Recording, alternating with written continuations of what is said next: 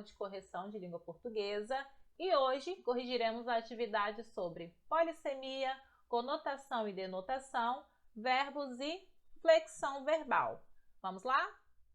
Na primeira questão, eu coloquei uma tirinha da Mafalda para vocês lerem e depois responderem ao que se pede. Então, vamos ler a tirinha.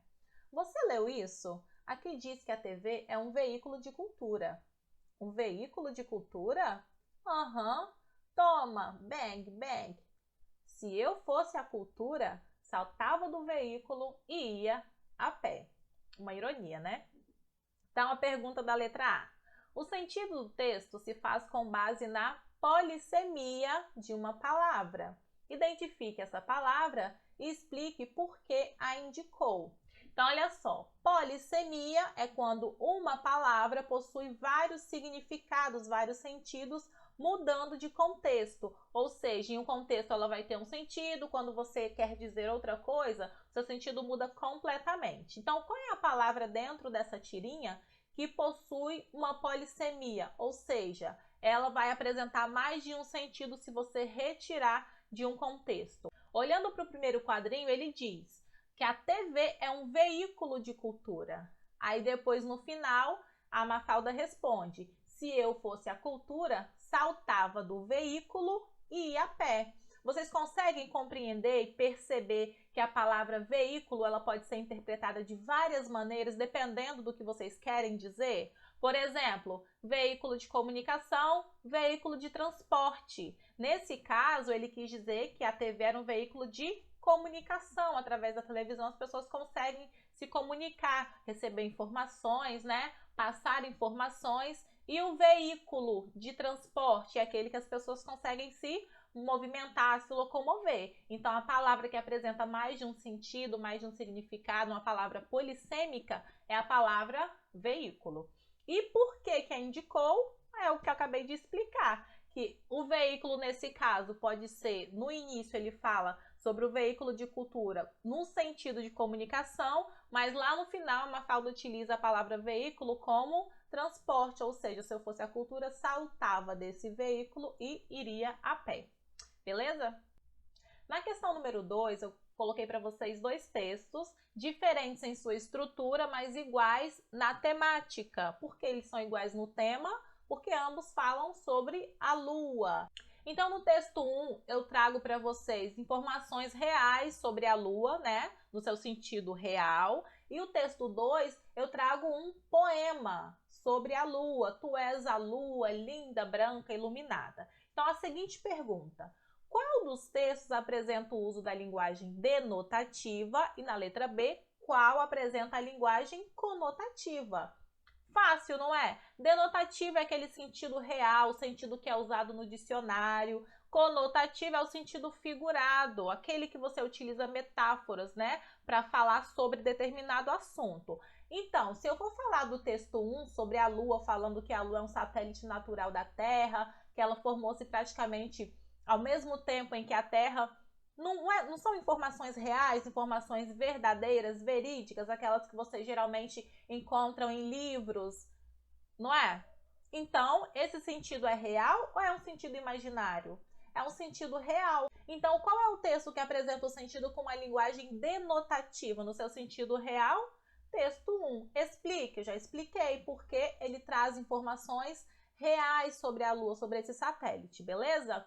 No texto número 2, eu trago um poema. Então, como eu já digo, um poema. Poema, imaginação, fantasia, né? Uma linguagem mais emotiva. Eu estou trazendo a Lua em si no sentido real? Não, no sentido figurado. É aquele sentido que não é utilizado no dicionário. Lembra? Quando eu disse para vocês sobre denotação e conotação, sempre lembra. Denotação tem o desenho, lembra do dicionário, sentido real. Conotação, lembra da criatividade, da imaginação, da fantasia. Então, respondendo, letra A, qual é o texto que apresenta a linguagem denotativa?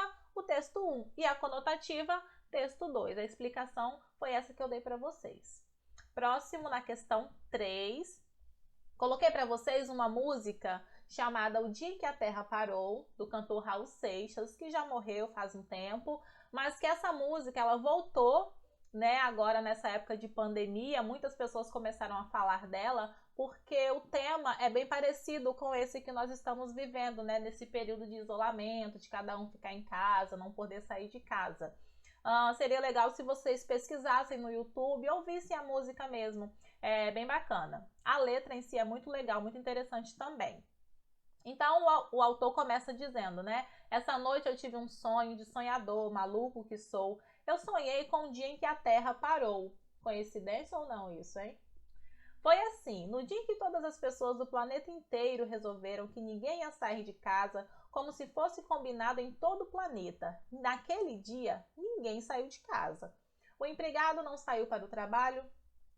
O empregado não saiu para o trabalho, pois sabia que o patrão também não estava lá. Dona de casa não saiu para comprar pão, pois sabia que o padeiro também não estava lá. Aí ele repete, no dia em que a terra parou. E nas igrejas nem o sino a badalar, pois sabiam que os fiéis também não estavam lá. E os fiéis não saíram para rezar, pois sabiam que o padre também não estava lá. O aluno não saiu para estudar, pois sabia que o professor também não estava lá. E o professor não saiu para lecionar, pois sabia que não tinha mais nada para ensinar. Muita coincidência, né? O comandante não saiu para o quartel, pois sabia que o soldado também não estava lá. E o soldado não saiu para ir para a guerra, pois sabia que o inimigo também não estava lá. E o paciente não saiu para se tratar, pois sabia que o doutor também não estava lá. E o doutor não saiu para medicar, pois sabia que não tinha mais doença para curar. Nesse caso, não se parece muito com o que a gente está vivendo hoje, né? Inclusive, eles estão na linha de frente, né? No enfrentamento ao Covid e realmente são verdadeiros heróis nesse sentido. Muitas pessoas começaram a falar, nossa, o Raul Seixas, ele prevê o futuro, ele sabia que isso ia acontecer. Não, essa música ele fez baseada em um filme que tem o mesmo tema, né, o dia em que a Terra parou, não tem nada a ver com o momento que nós estamos vivendo, foi realmente uma coincidência, beleza? Interessante que vocês pesquisem também, se alguém ficou curioso, né, para saber mais informações sobre a música, seria legal se vocês pesquisassem. Vamos à primeira pergunta? Como nós falamos sobre os verbos e as flexões verbais, na primeira pergunta eu quis saber, né, de vocês quais são os verbos presentes nessa música e como é que eles se flexionam em pessoa e número. Pessoa, primeira, segunda e terceira, número, singular ou plural. Então vocês tinham que voltar na música e procurar todos os verbos, lembram? Verbo indica ação, estado ou fenômenos naturais. Como a música é muito grande, eu já coloquei aqui para vocês quais são os verbos presentes. Acredito que não foi difícil para vocês, né? Acho que a maior dificuldade é tentar classificar. Mas na hora que você olha para o verbo, você já começa a ter essa noção. Por exemplo, essa noite eu tive. Quem é que teve? Eu. Eu, primeira pessoa. Singular ou plural? Singular. Sou, primeira pessoa, certo? Eu sou. É singular ou plural? Singular. Então era só para dizer isso na segunda questão, ó. Colocar aqui na tabelinha se pertencia à primeira pessoa do singular ou do plural e se pertencia à terceira pessoa do plural ou do singular. Olhando para a tabela, vocês conseguem ver como é que ficou, né, a classificação. Eu vou deixar a tabela aqui, é só vocês tirarem print e conferirem com o que vocês fizeram, tá? Então, para finalizar na questão número 3, na letra B, eu fiz a seguinte pergunta. Raul Seixas escreveu O Dia em que a Terra Parou no ano de 1977, muito tempo, hein? Qual é a mensagem transmitida pela música e existe diferença entre esse isolamento das pessoas retratadas na música e o isolamento que nós estamos vivendo hoje por causa do coronavírus? Explique. Essa é uma pergunta, ela é mais pessoal, né? Eu quero que vocês respondam aquilo que vocês consideram como a verdade de vocês. Qual é a mensagem transmitida? Pelo que você consegue visualizar na música, ó, ele começa falando que ninguém ia sair de casa, que o empregado não saiu, mas o patrão também não estava em casa, a dona de casa não foi comprar pão porque não tinha um padeiro. Então a mensagem, pelo menos a mensagem que você consegue deduzir logo de início, é que numa sociedade um precisa do outro para poder conviver. Não tem como você viver sozinho em sociedade. Então essa dependência, um depende do outro para que as coisas comecem a funcionar. beleza? Essa é a mensagem transmitida pela música. E a segunda pergunta é se existe diferença entre esse isolamento das pessoas retratadas na música. Existe diferença entre esse isolamento? Existe diferença no fato de que na música fala que foi combinado, né, uma greve geral. No nosso caso, a gente não combinou essa greve. Foi uma orientação maior da Organização da Saúde, né, visando o nosso bem, porque o motivo real foi a doença, né? No caso da música, a gente não consegue muito bem deduzir o motivo, não sei se foi uma forma de protesto ou não. Existe essa diferença, mas também existe a semelhança de ninguém poder sair de casa, né? Então foi isso. Eu espero que vocês tenham conseguido compreender, né?